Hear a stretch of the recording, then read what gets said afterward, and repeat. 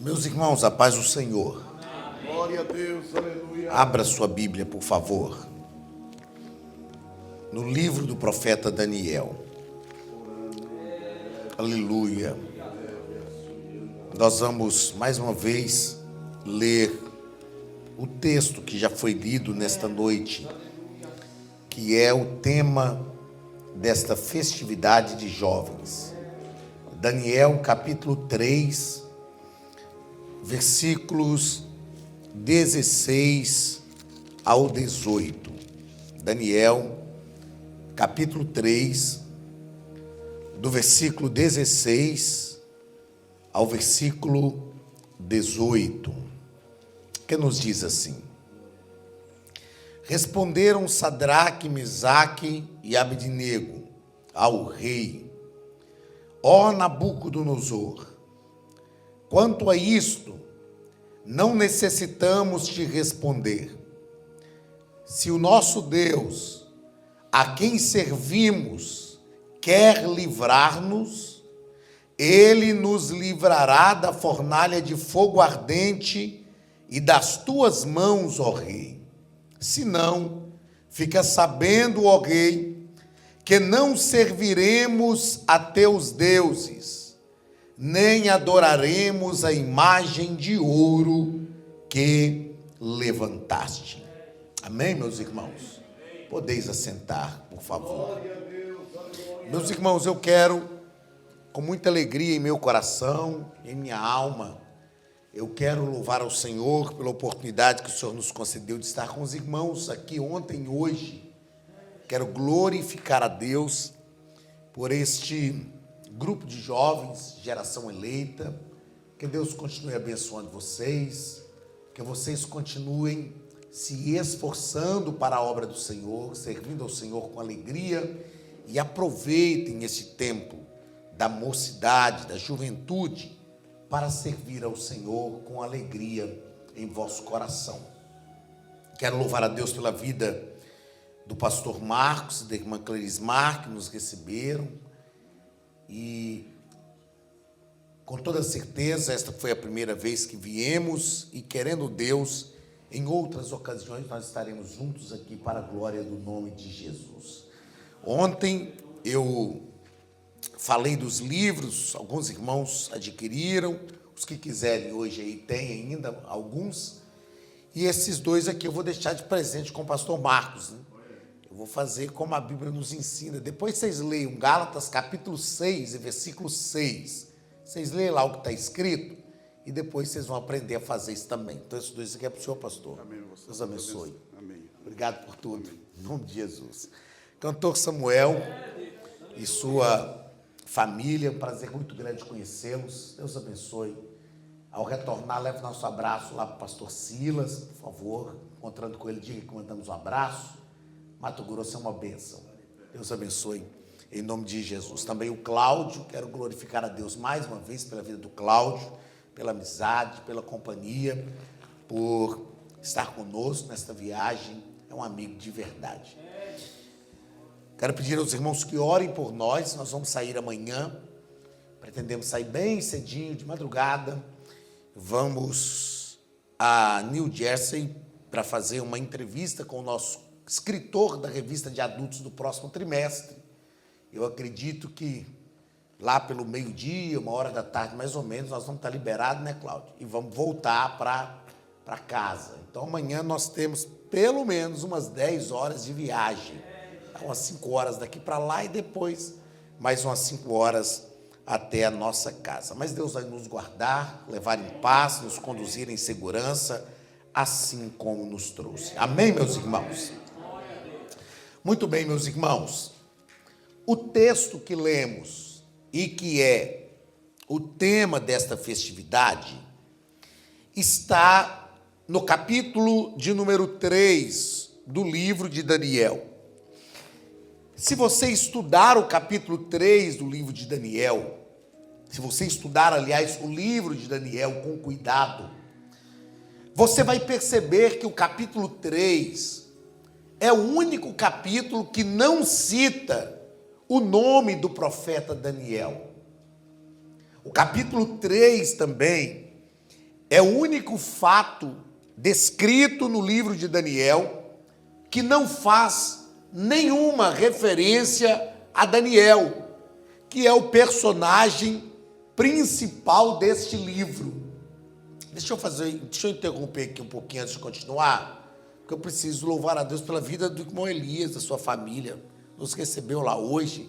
Não é possível que eu comi uma comida boa daquela e ir embora para casa sem agradecer de público. Quando eles convidaram vocês lá, gente, vocês vão porque o negócio é bom. Tá bom? E se não convidarem, vocês dão um jeitinho de fazer eles convidarem. Porque é bênção lá. Deus abençoe, viu? Obrigado, irmã. Deus abençoe de forma poderosa.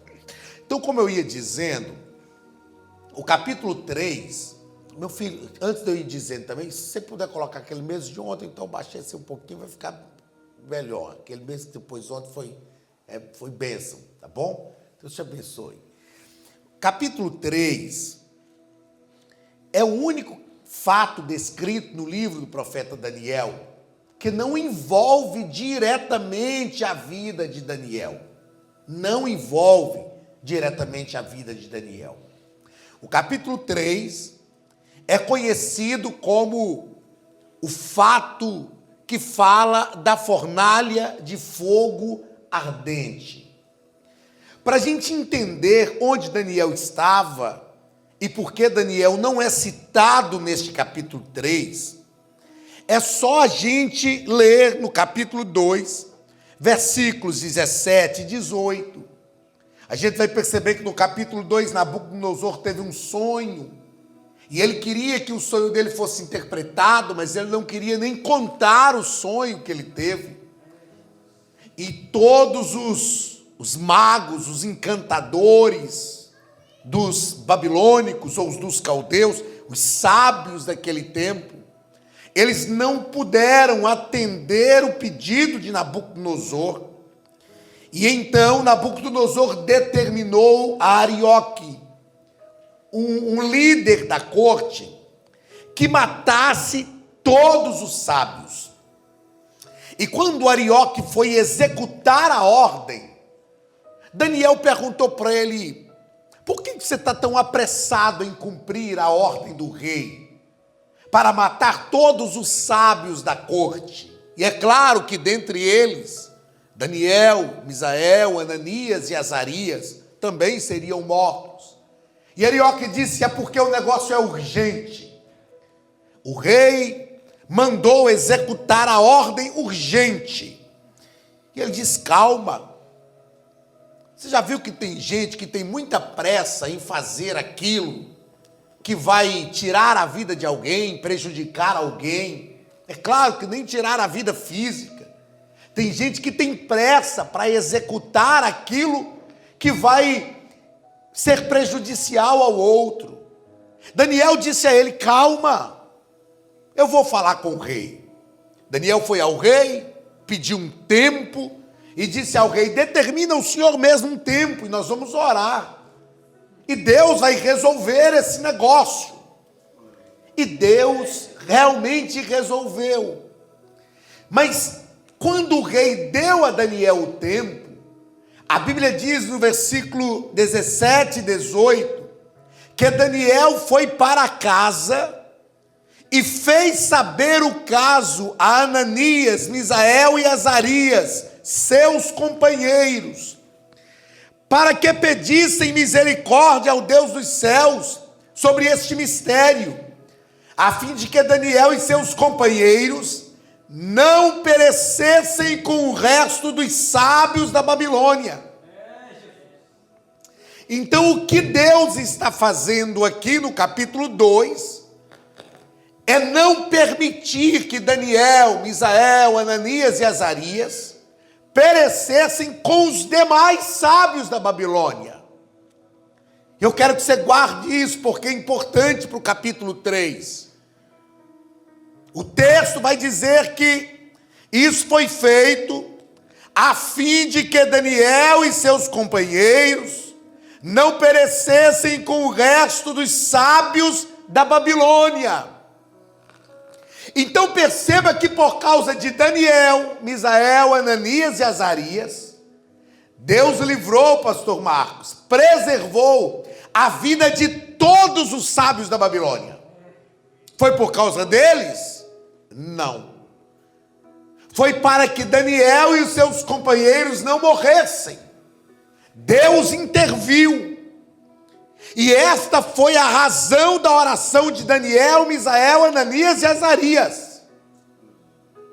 Agora, quando chega no capítulo 3, aliás, antes disso, para você entender por que Daniel não aparece no capítulo 3, no versículo 48 do capítulo 2, a Bíblia diz que no 47 o rei Nabucodonosor reconheceu que o Deus de Daniel era o Deus verdadeiro. No versículo 48, o texto diz que o rei engrandeceu Daniel e lhe deu muitos e grandes presentes, e o pôs por governador de toda a província da Babilônia, como também o fez chefe supremo de todos os sábios da Babilônia. Daniel orou, Deus revelou para ele o sonho que Nabucodonosor tinha sonhado, Deus revelou para ele a interpretação do sonho, Daniel falou com ele o que era, interpretou o sonho. Nabucodonosor reconheceu que o Deus de Daniel é o Deus supremo, é o nosso Deus também. E então Nabucodonosor engrandeceu Daniel, fez Daniel chefe supremo de todas as províncias da Babilônia. Agora olha o que é interessante, capítulo 49, o versículo 49, no versículo 17, Daniel, diante do conhecimento do que estava acontecendo, foi aos seus 3 amigos e disse: orem comigo para que Deus preserve a nossa vida, orem comigo para que Deus resolva essa causa. Eles oraram, Deus resolveu o problema, e resolveu o problema por quê? Porque eles oraram. Daniel não orou sozinho. Aleluia. No versículo 48 do capítulo 2, o rei engrandeceu a Daniel. Só que quando o rei engrandece Daniel, ele não se esquece de quem orou com ele. Eu quero que você não se esqueça disso. Quando o rei engrandeceu Daniel, eu não vou falar, porque dá até vontade de fazer igual pastor, igual pregador itinerante mesmo. Fala com seu irmão, eu vou fazer isso não. Quando o rei engrandeceu Daniel, ele não se esqueceu dos amigos que oraram com ele. Aí no versículo 49, a pedido de Daniel, constituiu o rei a Sadraque, Mesaque e Abednego sobre os negócios da província da Babilônia. Daniel, porém, permaneceu na corte do rei. Isso é lindo. Daniel reconhece que o que ele estava alcançando não era resultado só do seu próprio esforço, só das suas orações. Daniel estava dizendo: alguém orou comigo, alguém me ajudou. Eu vejo isso na vida de Daniel de forma linda. Primeiro, ele sabia que ele podia contar com aqueles 3 amigos. Ele sabia, deixa eu te dizer uma coisa, principalmente aos jovens: contem e queiram a amizade de gente que ora, de gente que busca a presença de Deus, de gente que te leva ao encontro de Deus, de gente que entende os propósitos de Deus na sua vida. Agora, na hora que Deus cumprir na sua vida aquilo que Ele prometeu, não esqueça de quem orou com você. Não esqueça que teve orações chegando no céu em seu favor. Aí Daniel, o rei não estava nem sabendo o que estava acontecendo. Porque se você parar para pensar no capítulo 2, Daniel chamou os 3 amigos para orar. E Deus revelou para Daniel o sonho que o rei teve. E Daniel foi ao rei. Quando Daniel foi ao rei, os 3 amigos não foram. Então para o rei era só Daniel que tinha resolvido tudo. Mas para Daniel ele sabia: Deus colocou gente na minha vida para me ajudar a caminhar adiante. E por causa da oração deles junto comigo, eu estou vivo. Então agora que o rei está me honrando, eles serão honrados também. Isso é forte, não é, Samuel? Agora que o rei está me honrando, eles serão honrados também. E ele disse para o rei, já que agora ele estava bem, ele falou, não, coloque eles aí, já que eu sou o chefe supremo. Perceba que Daniel podia deixar passar aquela situação e depois que passasse ele dissesse, já que eu sou o chefe supremo de toda a corte, eu vou colocar os meus amigos como administradores da província de Dura. Ele podia fazer isso? Podia, porque ele era o chefe supremo. Mas ele não faz. Ele vai direto ao rei. Ele valoriza a atitude dos amigos, dizendo, foi o rei quem me colocou como chefe supremo. E eu quero que o rei também coloque vocês como administradores dessa província. Aqui está a razão porque Daniel não está no capítulo 3. Aí o texto do capítulo 3, versículo 1, vai nos dizer, o rei Nabucodonosor fez uma imagem de ouro que tinha 60 côvados, cerca de 30 metros de altura, e 6 côvados de largura, aproximadamente 3 metros de largura. Levantou-a no campo de Dura, na província da Babilônia. Daniel, diz o versículo 49 do capítulo 2, Daniel, porém, permaneceu na corte. Então aqui é um fato que está acontecendo num lugar onde Daniel não estava. Mas lá estava Misael, Ananias e Azarias, jovens, homens de Deus, rapazes que temiam ao Senhor, que conheciam a Deus. E qual é a história que está se passando no capítulo 3? O rei Nabucodonosor faz esta estátua, quase 30 metros de altura, quase 6 metros de largura. E o rei Nabucodonosor determina, quando os pífaros, os instrumentos, as flautas, os tambores tocarem, todos terão que se curvar diante da estátua. Aqueles que não se curvarem serão lançados na fornalha de fogo. Perceba que os instrumentos tocam. Se você ler o capítulo 3 todo, você vai entender isso. Todos se curvam. Mas Misael, Ananias e Azarias não se curvam. Enquanto todos estão se curvando, eles não. Aparecem alguns da corte do rei, que vão ao rei e instigam a ira do rei. Ó rei, o senhor não editou um decreto dizendo que todos teriam que se curvar? Pois é, tem 3 jovens aí que o senhor trouxe para a corte. Você já conheceu alguém assim? Foi o Senhor que colocou eles aqui. Foi o Senhor que os estabeleceu chefe nessa província. E agora eles estão desobedecendo ao Senhor. Gente que de forma sorrateira. E cá para nós, meus irmãos, esse tipo de gente é usado pelo diabo. É usado pelo diabo. Até que a gente não queria falar nada não. Esses que estão enfurecendo o rei com estas palavras, se esqueceram que se não fosse as orações desses 3 jovens e de Daniel que estava na corte, nem vivos eles estavam, porque eles iam morrer com todos os demais. Aí por que eu disse que é importante o texto do capítulo 18, do versículo 18 do capítulo 2? Porque lá o texto diz, a fim de que Daniel e seus companheiros não perecessem com o resto dos sábios da Babilônia. Agora, esses sábios que estão vivos por causa da oração que esses 3 jovens de Daniel fizeram, eles morreriam todos juntos, mas eles estão vivos por causa da ação desses 4 homens de Deus na Babilônia. Eles querem agora matar esses 3 jovens que oraram.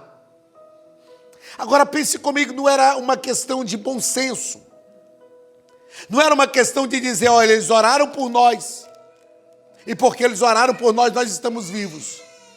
Agora nós não vamos deixar esse negócio para lá. Já que eles não se curvaram, deixa quieto. Eles devem entender o que estão fazendo. Porque já que nós estamos vivos, porque eles oraram. Qual o problema deles não se curvarem? Mas tem gente que não se contém. Tem gente que você pode orar, a vida dele foi preservada, mas ele vai tentar ainda assim tirar a sua paz. Esse tipo de gente, irmãos, já estava lá na Babilônia. E esse tipo de gente aparece de vez em quando no nosso meio também. Gente que teve a vida livre por causa de algo que você fez, mas agora não vai pensar 2 vezes e te colocar numa posição que te mate. Mas sabe o que eu quero glorificar o nome de Jesus nesta noite? Porque o mesmo Deus que livra todos os sábios da Babilônia por causa das orações de Daniel, Misael, Ananias e Azarias, livra a vida de Misael, Ananias e Azarias, porque Deus é fiel em todas as coisas. E então, diante daquela circunstância, eles são levados à presença do rei. E o rei fala com eles, olha, vamos fazer o seguinte, vamos dar uma chance para vocês. Vamos tocar de novo os instrumentos, já que vocês não querem se curvar. E eles dizem, ó rei, quanto a esse negócio, você não precisa nem tocar nesse assunto com a gente, tá bom? É melhor só até deixar isso para lá. Porque uma coisa é certa, nós não nos curvaremos. Nós não nos curvaremos. Tá bom, obrigado pela segunda oportunidade que o senhor quer dar para a gente. Mas olha só, se essa segunda oportunidade é para fazer a mesma coisa que é contrária à vontade de Deus, do nosso Deus, só pode ter certeza que nem de oportunidade a gente precisa. Irmão, deixa eu te dizer uma coisa, jovem, deixa eu lhes dizer uma coisa, o diabo sempre vai te dar uma segunda oportunidade para pecar. Ah, não foi dessa vez, ele vai tentar de novo. Ah, não foi agora, ele vai tentar de novo. Só que nós precisamos fazer como esses 3 jovens, não. A primeira oportunidade para pecar, eu deixei passar. A segunda vai passar também. E todas as outras que vierem, a graça de Deus. Quantos podem levantar a mão para receber esta palavra? A graça de Deus estará sobre a nossa vida. E todas as oportunidades para o pecado vão passar. Só que quando eles falam isso com o rei já estava irado, porque alguns que queriam vê-los mortos já tinham despertado a ira do rei. Mas quando eles vêm, o rei não sabia quem eram os 3 jovens. Eles só disseram, são 3 jovens que o senhor trouxe aí. Não, então traz eles aqui, deixa eu conversar com eles. Quando eles chegaram, o rei disse, não, vocês merecem uma segunda oportunidade. E eles disseram, mas rei, é uma segunda oportunidade para quê? Para a gente pecar contra o nosso Deus? Nós não queremos. Nós rejeitamos também. Aleluia. Deixa eu lhe dizer, Deus vai te dar poder, Deus vai te dar força. O Espírito Santo vai te dar graça para rejeitar as outras oportunidades de pecar. Aleluia. Eu sei, como diz alguns, a carne é fraca, mas não lê só metade do versículo não. Paulo fala que a carne é fraca, mas ele diz, mas o Espírito é forte. Aleluia. O Senhor vai te dar graça. Eu quero profetizar aqui nesta noite, que o Senhor vai te dar graça. Ele vai te dar força para vencer o pecado. Ele vai te dar força para não ser persuadido pelo diabo. Ele vai te dar força para não ficar pecando os mesmos erros, para não cair nas mesmas falhas. Aleluia. Quando o diabo te der outra oportunidade, o Senhor vai dizer, fica firme, porque eu sou contigo, assim como eu fui. Urabá, Hassai, Cantoremanda, Labagai.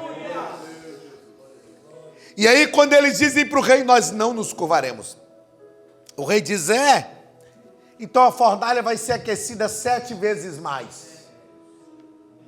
Eles dizem, não tem problema. O rei pensou que dizendo que a fornalha seria aquecida, o rei pensou que iria fazer com que eles tivessem medo. Eles disseram, não tem problema. Eu imagino que na mente deles talvez passou, quer saber, até bom a fornalha está mais quente, que se for para morrer a gente já morre mais depressa. Mas pecar contra Deus a gente não peca. Oh, meus irmãos, nós precisamos definir o que nós realmente queremos na vida. Nós precisamos realmente resolver o que nós queremos. Queremos servir a Deus, então é isso que nós vamos fazer. Nós vamos adiante, vamos servir o Senhor. A graça de Deus vai repousar sobre a nossa vida, mas nós não vamos abrir mão da integridade. Não, em tempo de que pessoas negociam com o pecado, nós precisamos ter a postura desses 3 jovens: não negociem. E eles disseram ao rei, no texto que lemos: nós não nos curvaremos, porque nós temos uma convicção: o Deus a quem nós servimos, Ele pode nos livrar. Ele pode nos livrar. Se Ele quiser, foi o texto que lemos. Se Ele quiser, se o nosso Deus a quem servimos quer livrar-nos, Ele nos livrará. Que convicção gloriosa. Mas se não, ó rei, nós não nos curvaremos. Se você parar para pensar na realidade desses 3 jovens, eles tinham sofrido algumas perdas na Babilônia. Algumas perdas. Eu comecei a falar disso aqui ontem. E uma dos momentos da nossa vida que nós ficamos mais vulneráveis é quando sofremos perdas. Às vezes eu vejo as pessoas dando desculpa e dizendo: mas já que Deus deixou acontecer isso comigo, então agora. Mas quais as perdas? Bem rapidinho aqui, quais as perdas que esses jovens tinham sofrido na Babilônia? Eles tinham sofrido perdas materiais e sociais, perdas culturais e identitárias, ou seja, da sua identidade, perdas físicas e pessoais, e eles tinham sofrido também perdas espirituais. Quais as perdas materiais e sociais que eles tinham sofrido? Eles tinham sido tirados da sua terra, do seu lar, arrancados da sua terra. Eles eram fiéis a Deus, e por causa do pecado de Israel, Nabucodonosor fez uma investida em Jerusalém e arrancou eles de lá. Eles tinham sofrido também perdas de posição social, perdas familiares. Perderam a família, separados dos pais, irmãos, parentes. Já tinham sido escolhidos apenas jovens, e tinham sido escolhidos apenas jovens sem defeitos. Eram rapazes perfeitos aos olhos da Babilônia. Saíram de casa. Eles tinham perdido também posição social em Judá. Se você ler o capítulo 1, Nabucodonosor disse que ele queria jovens príncipes. Eles tinham uma posição social elevadíssima em Judá. Agora estavam na Babilônia. Das perdas culturais e identitárias, como eu disse ontem, trocaram os nomes deles, passaram a chamá-los de outros nomes, saíram da sua terra, foram levados para outra cultura, para outra língua.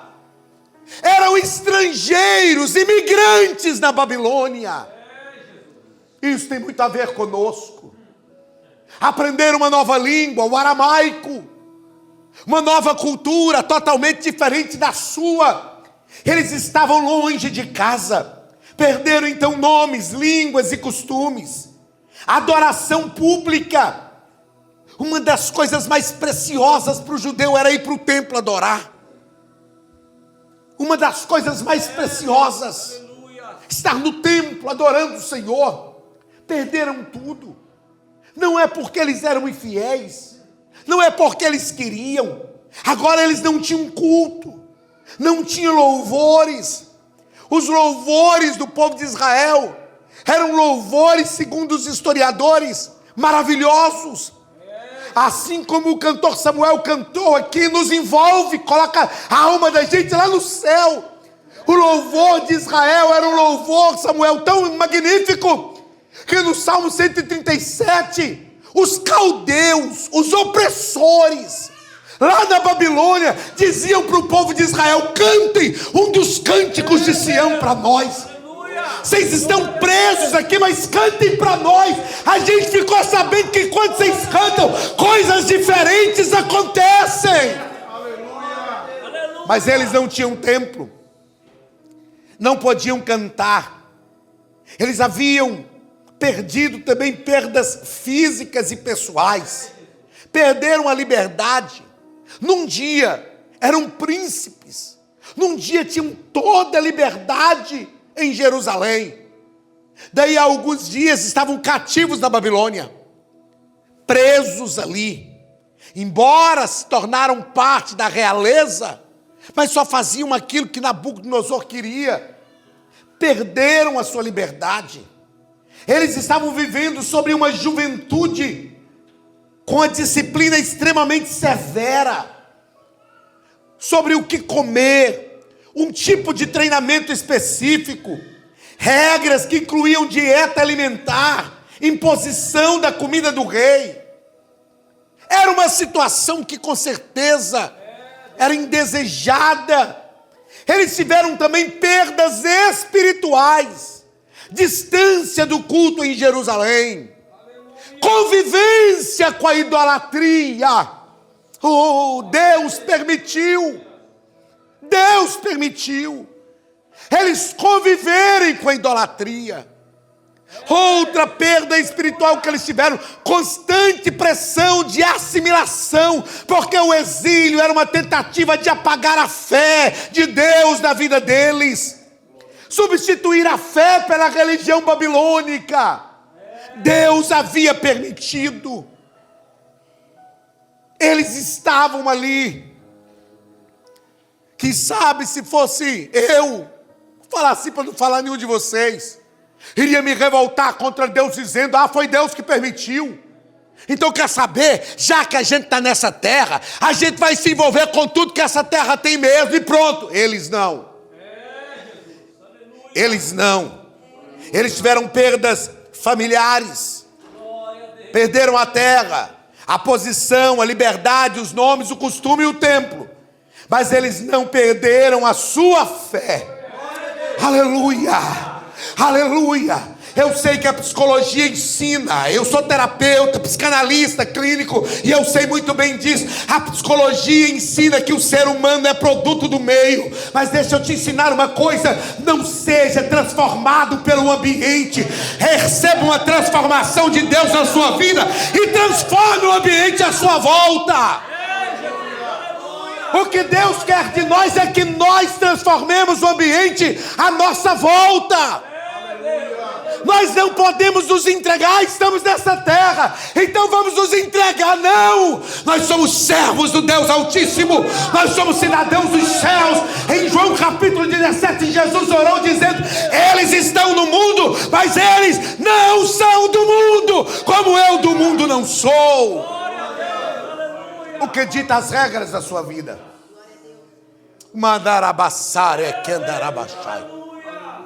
O que dita as regras da sua vida? É o ambiente que você está? É a posição que você assume? É o lugar que você conquista? É isso? Nós não podemos nos esquecer quem nós somos. Em nada na vida. Eu não me esqueço quem eu sou. Eu sei de onde eu saí. Eu sei de onde eu vim. Quando eu encontro com um irmão que vem: pastor, eu te vejo lá na academia de pregadores, deixa eu tirar uma foto, que não sei o quê. O Espírito Santo me lembra: se lembra de onde você saiu. Eu sei de onde eu saí. E o Espírito Santo faz isso, sabe para quê? Para o meu coração não se envaidecer. Eu sei que Jesus me chamou em Jampruca. Você pode até não conhecer Jampruca, mas só pelo nome você deve imaginar como é que é. Eu sei que Jesus me chamou em Jampruca. Eu sei que Jesus me batizou com o Espírito Santo no Breja Albinha.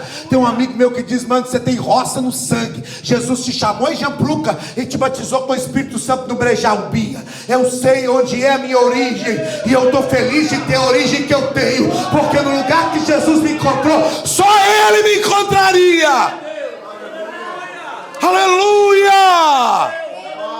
Aleluia! Não esqueça quem você é. Não esqueça de onde você saiu. Não esqueça de onde Jesus te tirou. Não coloque dólar no bolso. E esqueça que você está aqui porque Deus te permitiu chegar. Aleluia! Seja como esses 3 jovens. A Babilônia vai tirar tudo da gente. Vai tirar terra, família, religião, igreja. Vai tirar o culto. Vai tirar tudo. Mas ela não vai tirar o nosso caráter.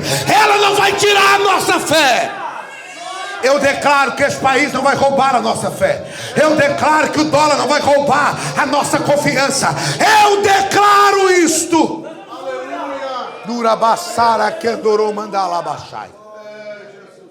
Não vai. Não vai, irmãos, em nome de Jesus. Não vai. Deus está levantando uma geração de igreja forte. Deus está levantando jovens que não se vendem, que não negocia, aleluia. Não é porque no Brasil é difícil para um jovem trabalhar e ter um carro, ter um bom iPhone, ter um bom carro, não, e aqui chega e já tem um carrinho bom, já tem um telefone que queria. A gente começa a conquistar aquilo que a gente nunca teve lá. Conquiste mesmo, é isso mesmo, é isso que Deus quer, é por isso que Deus permitiu estar aqui. Mas não abra mão da tua fé, aleluia. Não recue, olhe para Jesus e diga: aconteça o que acontecer, a minha fé não será mutada, a minha fé não será abalada. Eu conheço o Senhor. Capítulo 3 nos dá lições de alguns princípios que esses jovens tiveram e que não podem ser negociados. Princípios inegociáveis. O primeiro deles, uma fé inabalável. Eu tenho notado, já há mais de 20 anos, algumas mudanças que vão acontecendo por uma transformação social. São mudanças que não vão deixar de acontecer. Mas nós precisamos rever a nossa fé diante dessas mudanças do mundo. Eu não me considero velho. 49 anos. Eu acho que eu estou na metade da vida agora. Mas eu me lembro de um tempo de igreja que a gente não tinha recursos. Não tinha recursos. Pode ficar tranquilo que eu não sou daqueles que querem voltar. Que a gente podia voltar à igreja de 30 anos atrás. Não, irmão, eu gosto dessa aqui. Eu gosto dessa aqui agora. O que nós precisamos é rever os princípios. Houve um tempo que quando o menino tinha dor de cabeça, tinha febre em casa, pastor, qual a única coisa que a gente podia fazer? Orar. Não tinha um carro, não tinha uma farmácia perto, não tinha um delivery para pedir um medicamento. Não tinha. A única coisa que se fazia era orar. Orar.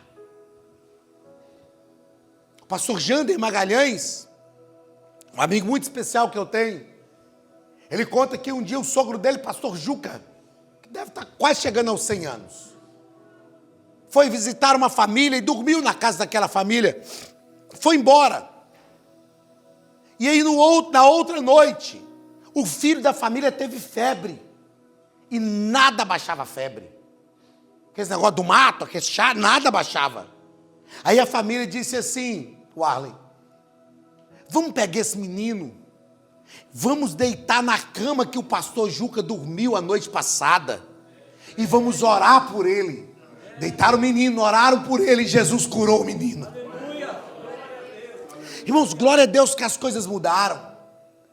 Glória a Deus. Glória a Deus que hoje tem uma febre, a gente vai ali e compra um medicamento, a gente tem esse recurso hoje. Eu estou feliz por isso. Mas sabe o que nós não podemos? Perder a confiança em Deus. Nós não podemos deixar essas coisas tirar a nossa confiança em Deus. Nós precisamos manter uma fé inabalável. Aleluia. Sabe por que eu estou aqui? Não é porque eu fiz o para casa direitinho, não. É porque a mão de Deus me conduziu até aqui. Sabe por que você está aqui? Não é resultado dos teus esforços, é a graça de Deus que foi derramada sobre a sua vida. Sabe por que Deus tem te preservado? É porque o Senhor está no controle da tua história. Ele é o dono da situação. Não abale a tua fé por nada. Glória a Deus, aleluia. Aleluia. Aleluia. Louvado seja o nome santo Hoje, no finalzinho da manhã, estávamos conversando. Os meninos saíram. Os meninos que vocês são jovens, né? Dá de ser filho, então a gente chama de menino mesmo. Ficou o pastor, eu e a irmã Clarismar, e nós estávamos conversando, falando de algumas coisas. Ontem à noite, depois do culto, eu estava falando das coisas que Deus tem feito na nossa vida, irmãos. Quando eu paro para pensar, as coisas que Deus tem feito, não tem outra razão a não ser reconhecer. Foi o Senhor quem fez isto. Aleluia. Foi o Senhor quem fez isto. Aleluia, você está aqui porque o Senhor fez. A graça de Deus te alcançou. Foi a mão de Deus, não foi outra coisa. Foi a mão de Deus que fez. Aí eu fico olhando as coisas acontecerem e vejo como o tempo passa. Fico olhando quando Samuel falou que ontem Deus tinha promessa na minha vida. E a primeira vez que está vindo aos Estados Unidos, Deus cumpriu a promessa.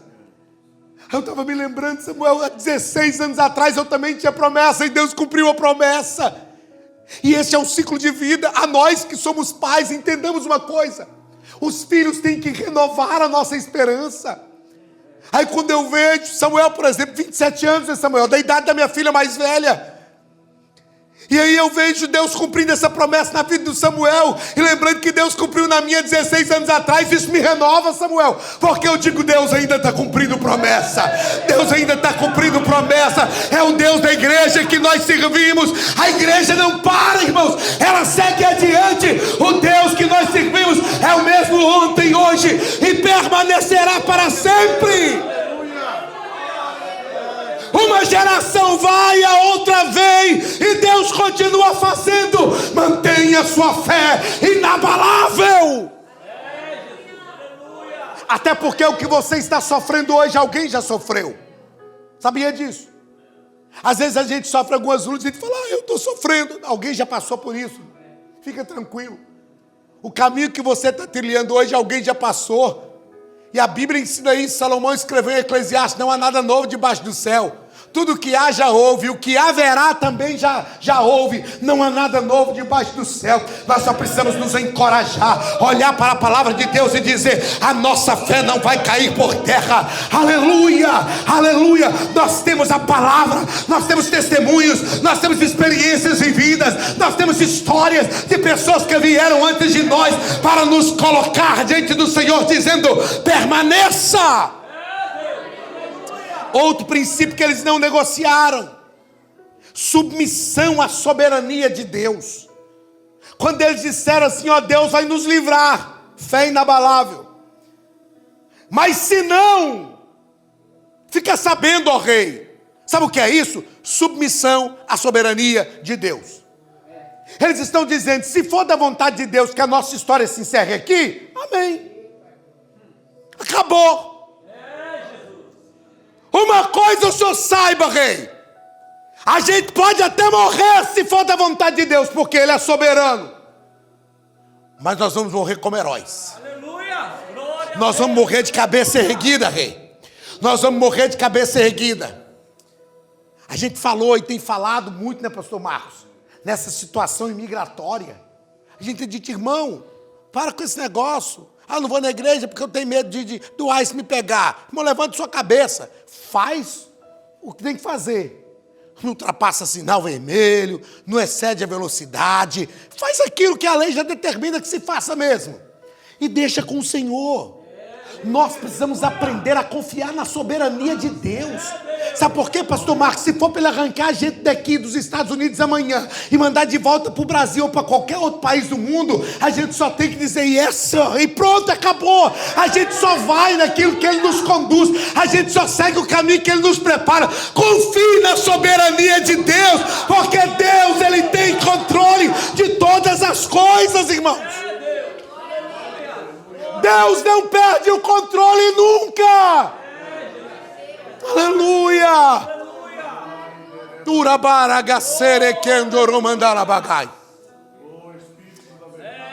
Há uns 2 meses atrás eu fui de entrada com a renovação da minha documentação. O irmão falou comigo, pastor, e se não renovarem o documento do senhor? Eu falei, amém, meu irmão. Amém, se não renovarem eu vou entender que Deus está me direcionando para outro lugar. Qual o problema?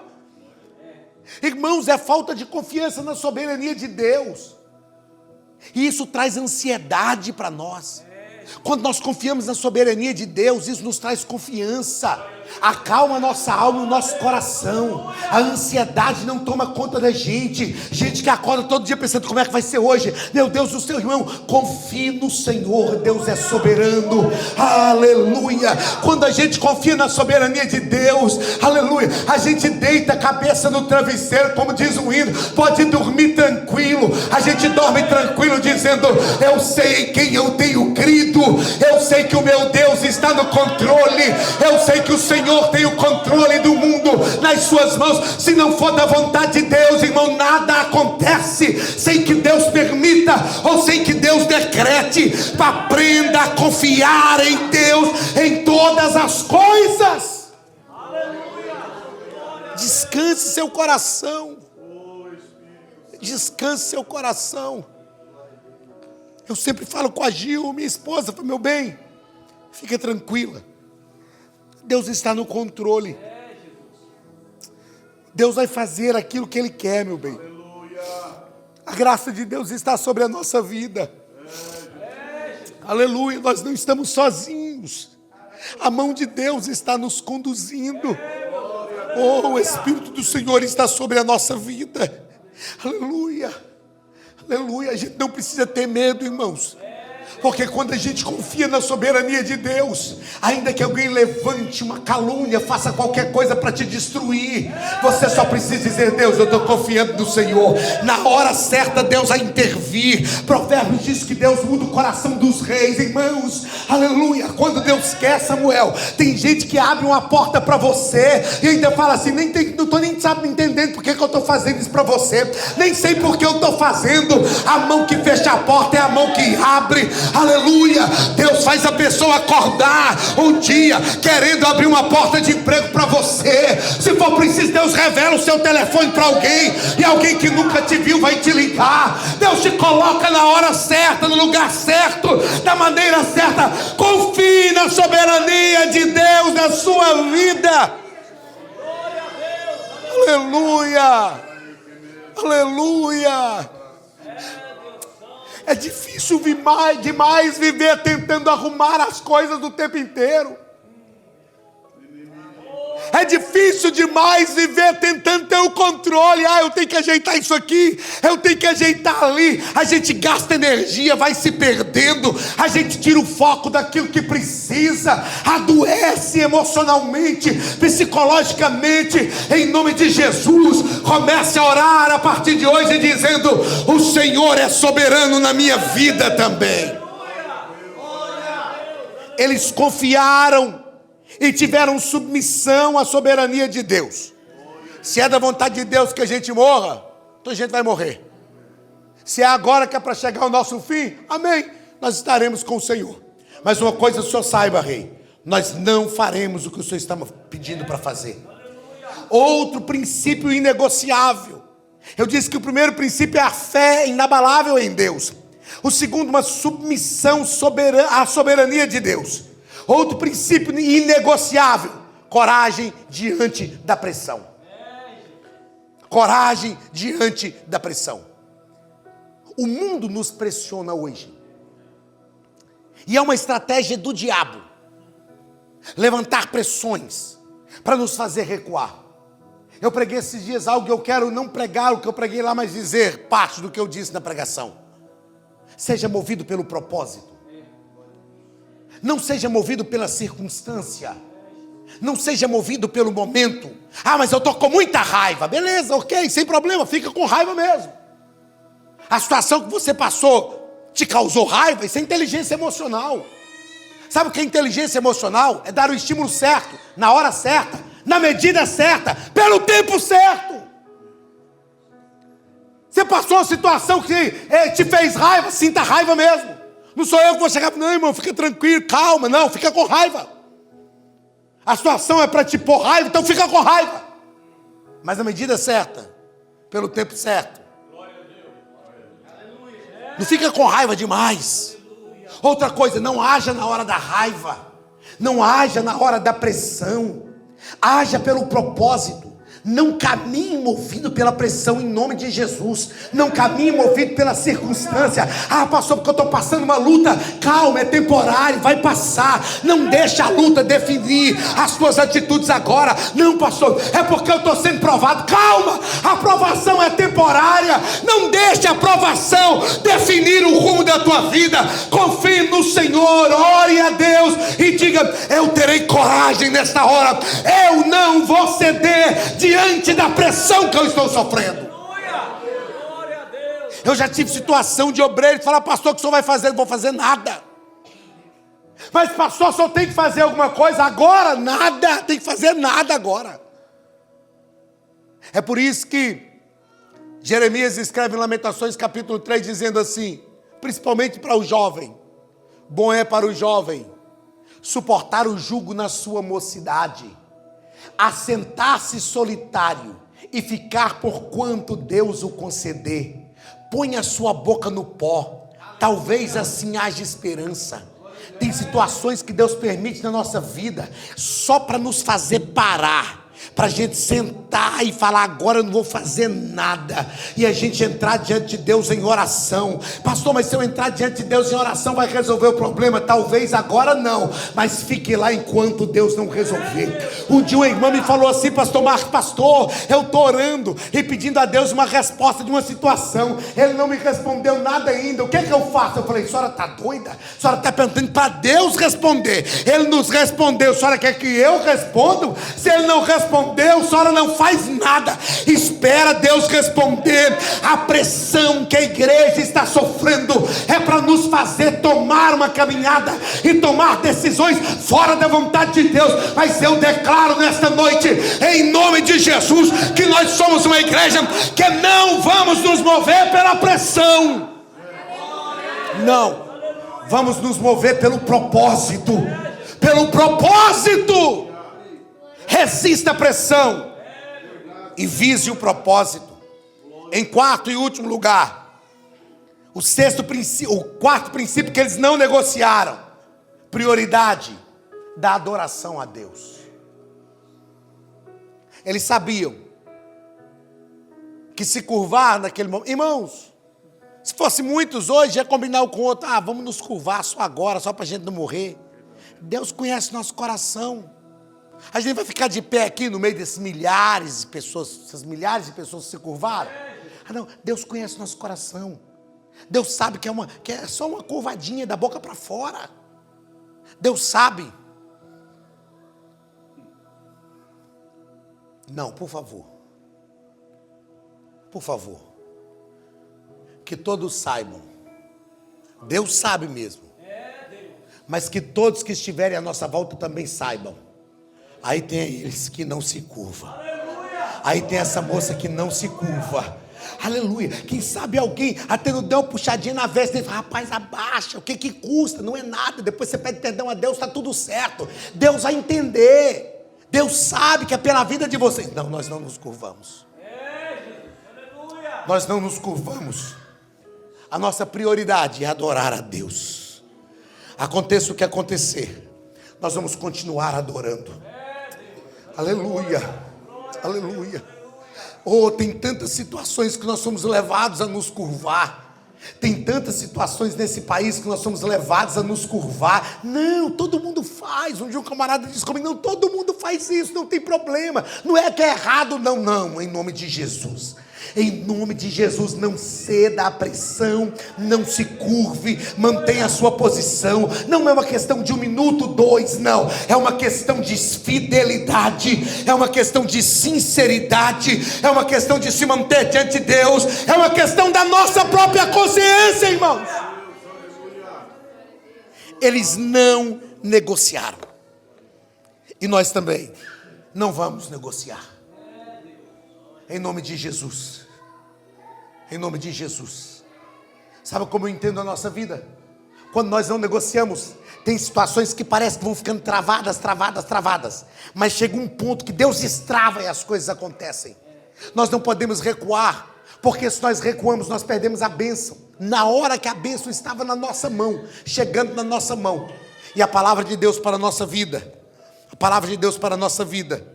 Aleluia. Eu disse hoje lá na mesa do irmão Elias uma palavra ao pastor. Eu disse: pastor, não estou dizendo para o senhor que Deus disse ao meu coração, não. É algo que eu penso. Mas agora, pastor, o Espírito Santo move o meu coração para dizer isso aqui. Este é um tempo de Deus expandir a igreja de Rochester. Aleluia, são quase 2 anos num lugar onde não tem nenhuma outra igreja evangélica para a comunidade brasileira. Na verdade, é hora de entrarmos diante de Deus. Eu vou entrar com vocês nessa luta. Entrarmos diante de Deus e falar: nos dê 10% da população de brasileiros que tem nessa cidade. Nos dê, porque em nome de Jesus Cristo nós vamos seguir adiante. É hora de uma posição diferente diante de Deus. Eu sinto agora, pastor Marcos, em meu espírito de dizer isso aqui. É hora de um posicionamento diferente diante de Deus. É hora de começar dizendo: eu vou falar de Jesus para as pessoas, eu vou anunciar o evangelho neste lugar. Nós seremos uma igreja aqui de 200 membros, e quando tivermos 200, vamos orar por 400, mas a glória de Deus irá sobre a nossa vida. Este é um tempo de posicionamento. Não foi à toa que Deus deu este tema: não abra mão de princípios. Eu não creio que foi por acaso que você está neste lugar. Eu não creio que foi por acaso que Deus te trouxe para um estado, para um lugar, para uma região, para uma cidade que tem uma população tão pequena de brasileiros. Se quiser se ver no meio de brasileiros, é só ir para Massachusetts, lá tem demais. Aqui Deus te colocou para pregar a essa nossa gente que está aqui, para trazer gente que se afastou para a presença de Deus. Erga a cabeça, porque Deus tem um grande projeto neste lugar.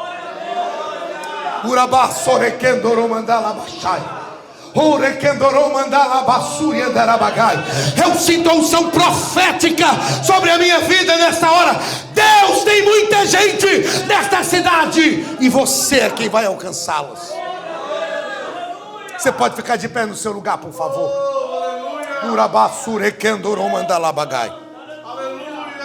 Pode pegar o violão de novo aí, Samuel, por favor.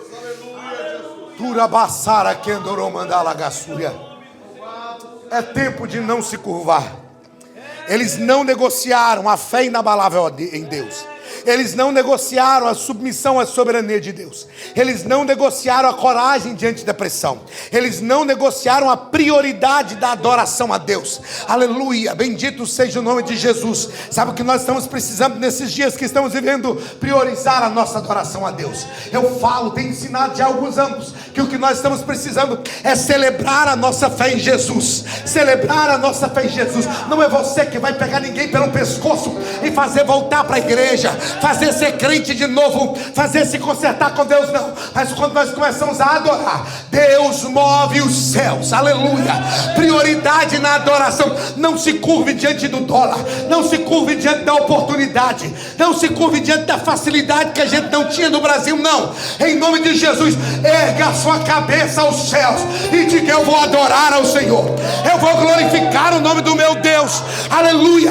Deus permitiu você estar nessa nação, pastor, mas eu vim pelo mestre. Não tem problema, foi Deus quem permitiu você chegar aqui, foi Deus quem permitiu você chegar. Ele tem um propósito, Ele tem um plano. Acredite nisso. Eu vou encerrar as minhas palavras e eu quero te convidar a adorar o nome de Jesus. Quantos estão dispostos a não negociar? Quantos estão dispostos a não negociar, a não abrir mão? Urabassara kendoro mandala baixai. Oh, eu vou repetir o que eu disse agora há pouco. Eu sinto a unção profética sobre a minha vida, e eu tenho certeza que o Senhor nos trouxe para esta festividade, para nos reposicionarmos, a igreja de Rochester. Esta é a palavra de Deus para a nossa vida neste lugar. Reposicionamento, tomar uma posição de crentes, de servos, de agentes do reino de Deus. Aleluia. Há um crescimento que Deus vai produzir aqui. A terra é fértil, a semente é boa. Aleluia. Eu vou repetir: a terra é fértil e a semente é boa. Aleluia, aleluia. E Deus vai fazer coisas grandes. Quem crê nesta palavra? É para já, é para este tempo, é para já o que Deus vai fazer. Você pode adorar o nome de Jesus? Pode. Aleluia.